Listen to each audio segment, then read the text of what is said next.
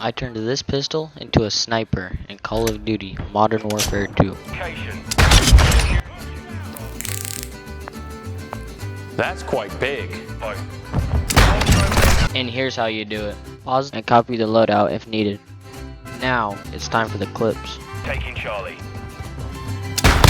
We control Charlie.